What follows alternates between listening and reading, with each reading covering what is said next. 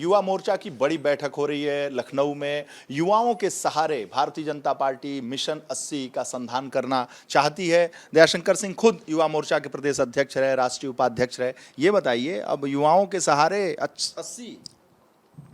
देखिए, किसी भी चुनाव में नौजवानों की भूमिका सबसे महत्वपूर्ण होती है।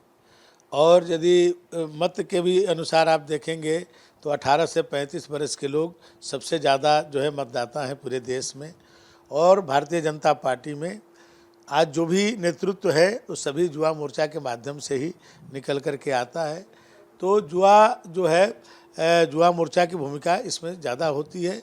चुनाव लड़ाने में बूथ से लेकर के हर जगह माहौल बनाने में युवा मोर्चा की महत्वपूर्ण भूमिका रहती है। इसलिए युवाओं पर फोकस तो पार्टी का सदैव रहा है।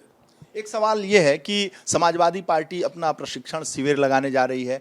प्रशिक्षण, ट्रेनिंग, प्रवास और बूथ स्तर पर जो कार्यकर्ता हैं उनको ट्रेन करेगी। तो ये तो भारतीय जनता पार्टी का सब कुछ है मामला। क्या समाजवादी पार्टी आप ही के तीर से आप ही का संधान करे? देखिए, Samajwadi party cadre based party नहीं है। वो किसी परिवार और किसी व्यक्ति के द्वारा संचालित होती है। इसलिए वहाँ कैडर को प्रशिक्षित होने का कोई प्रश्न ही नहीं उठता है। आप अभी ज़्यादातर देखेंगे तो सभी जिलों के जिला अध्यक्ष आपको यादव मिलेंगे, एक बिरादरी के मिलेंगे।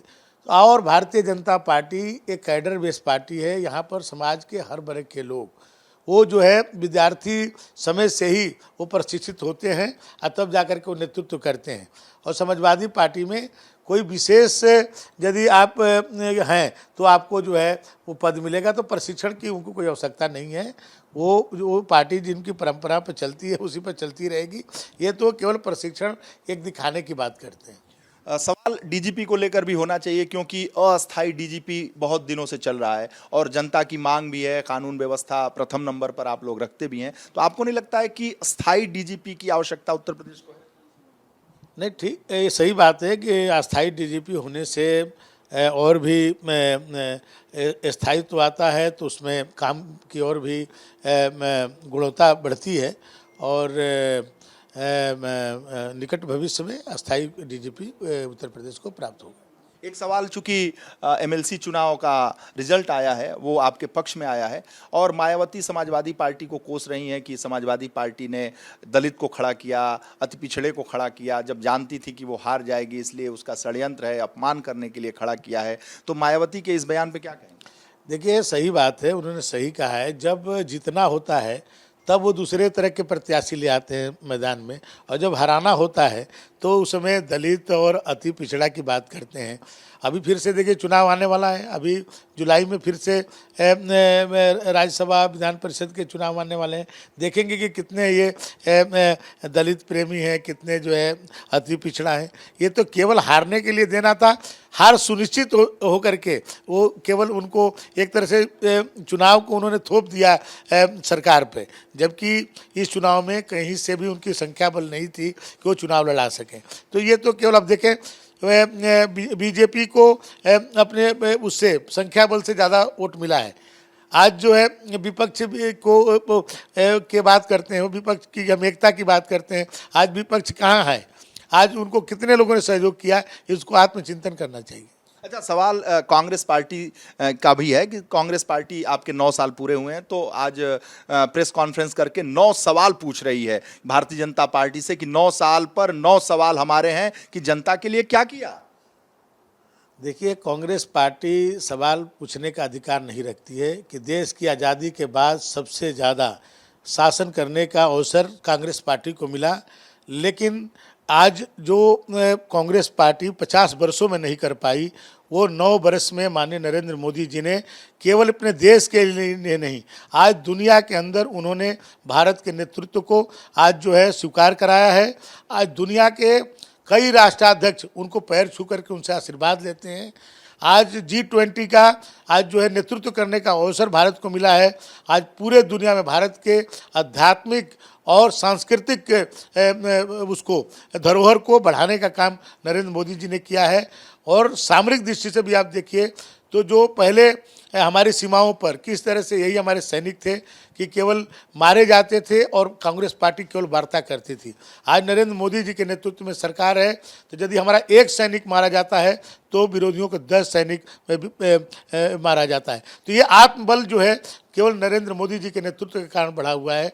तो कांग्रेस पार्टी ने सदैव इस देश को स्वाभिमान को ठेस पहुंचाने का काम किया है और लंबे समय तक उन्होंने शासन सत्ता को संभाली, तो उनको ये प्रश्न करने का कोई अधिकार नहीं है। लोकसभा का चुनाव नजदीक आ रहा है, लेकिन कहा जाता है कि जैसे ही लोकसभा का चुनाव, विधानसभा का चुनाव आता है, भारतीय जनता पार्टी को पाकिस्तान, बाहरी शक्तियां, राम मंदिर, ये सब याद आने लगती हैं। कल मुख्यमंत्री ने कहा कि पीओके भी भारत में आना चाहता है, पाकिस्तान के लोग भारत से प्रभावित हैं और वहां पर तो अनाज के लिए मारामारी चल रही है, आटा दाल के लिए मारामारी चल रही है। तो ऐसे में फिर पाकिस्तान, केशव मौर्य कहते हैं कि बाहरी शक्तियां 24 में चुनाव लड़ेंगी, बहुत सारा काम ऐसा करेंगी भाजपा को रोक सके। तो जैसे ही चुनाव आता है, भाजपा के बड़े नेताओं को पाकिस्तान, बाहरी शक्तियां, ये सब याद क्यों आने लगता है?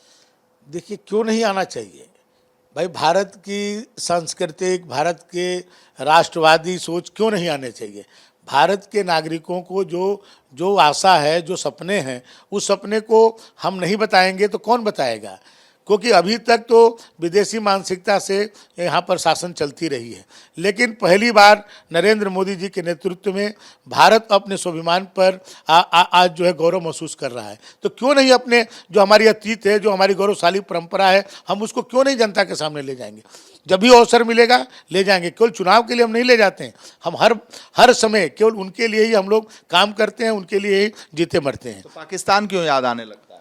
कि पाकिस्तान रोज हमारे देश के स्वाभिमान को ललकारता है, हमारे सीमाओं पर जो अतिक्रमण करता है, आतंकवादी भेजता है, तो क्यों नहीं आएगा?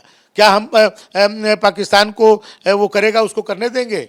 उसका हम मुंहतोड़ जवाब देंगे। आप देखें पाकिस्तान ने भाई सीमाओं पर जो जिस तरह से किया, हमारे देश के सैनिकों ने उनके अंदर घुस करके जो है उन पर आक्रमण किया, तो क्यों नहीं करेंगे भाई? जब हमारे देश पर आप कोई एक तरह से आक्रमण ही है, आतंकवादियों को भेजना भी एक तरह से आक्रमण है, तो हम क्या उसका प्रतिकार नहीं करेंगे? पाकिस्तान का नाम सुनते ही आप उद्वेलित हो गए, नाराज हो गए? नहीं, क्योंकि भाई पूरे हमारे हर देश का हर नागरिक होता है। क्योंकि आप देखिए अब जब से मोदी जी की सरकार आई है, अब आतंकवादी घटनाएं कितनी हो रही हैं। पहले कांग्रेस पार्टी की सत्ता थी, उस समय आप देखते कितनी आतंकवादी घटनाएं होती थी। कौन कराता था भाई? ये तो पाकिस्तान के ही से होता था और उसमें हमारी सरकार असफल होती थी। तो आज जो है हम सफल हैं। आज हम सुरक्षा के लिए, चाहे अपने सैनिकों को मनोबल बढ़ाने के लिए, तो हम इस बात को क्यों नहीं कहेंगे? तो हम तो कहेंगे, गर्व के साथ कहेंगे। जाहिर सी बात है, पाकिस्तान का नाम सुन के तेवर में तो आ ही जाते हैं मंत्री जी और भाजपा के लोग। नहीं, भाजपा नहीं, पूरे हिंदुस्तान आ जाता है। जब हिंदुस्तान पाकिस्तान की मैच होता है तो भारत का हर नागरिक जो है इसी तरह से होता है।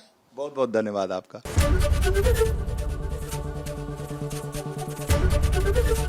एबीपी गंगा, खबर आपकी, जुबान आपकी।